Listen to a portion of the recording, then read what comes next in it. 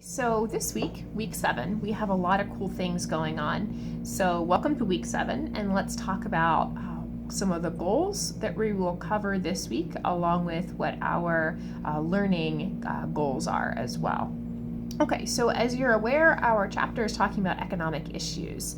So these are issues related to factors that are often outside of a company or a union or even an employee's control when we talk about what the employment climate is like. So we're talking about things like interest rate, inflation, government regulations, things like that. So really big, important stuff when we are talking about labor relations, but oftentimes factors that are really outside of the control of the company and outside of the control of the union even as well.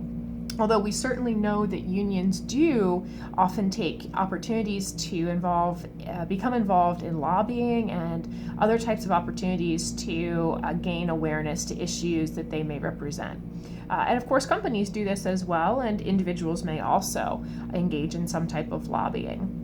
So interesting stuff to talk about. Now, in addition to those economic issues, we have a great discussion post on getting prepared for collective bargaining. So as we've talked about in other chapters, the collective bargaining agreement, or the contract that establishes the kind of goals between the company, the employee, and the union, and establishes the contract by which all three entities will work, is a pretty big deal, and we need to ensure that if we're involving ourselves in any type of collective bargaining agreements, that appropriate preparation has gone into place. So as you're already aware, when you are preparing for a job interview or a class or your job or even time with your family, preparation is really important, and that's no different than when we're talking about a labor agreement. So many of the key elements of preparation are there. So we need to have strong research.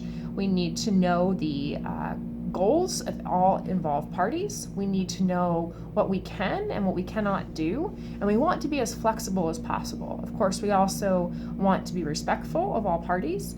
Ideally, we want to engage with each party as if they are a partner and not as an adversary. So that's kind of an interesting concept, and we're going to delve more into that this week.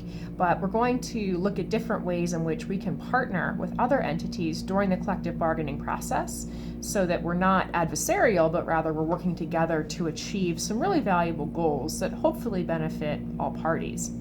Now, in addition to all that, we have a couple other things. Of course, we have a discussion post, you have a quiz, and you also have a PowerPoint coming up actually next week in week 8.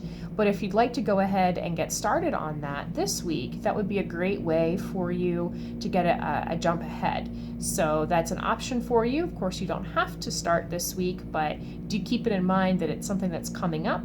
And again, as always, these directions are on D2L, and you can find those there. Now, if you have questions about the assignments or anything that I can help with, always feel free to reach out to me either by email or during office hours, and I'm happy to touch base with you. Okay, this is a busy week. We've got a lot of cool things going on, so let's go ahead and get started.